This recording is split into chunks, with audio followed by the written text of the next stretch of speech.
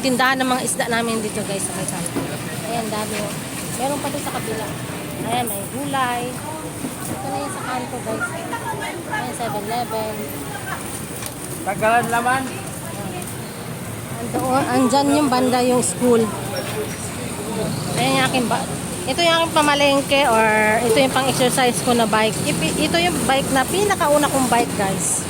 Ito. Pero meron pa akong isang bike na malaki. Minsan ko lang ginagamit.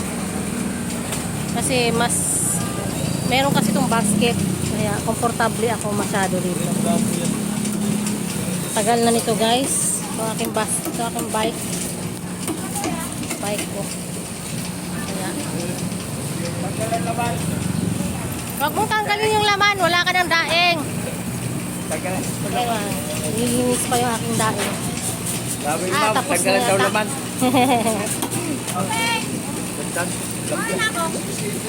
Matatapos na yun. Paano ka mag-ano ng... O sige, susunod na ako para anuhan kita ng malunggay. Ha? Papunta naman ako, malapit na.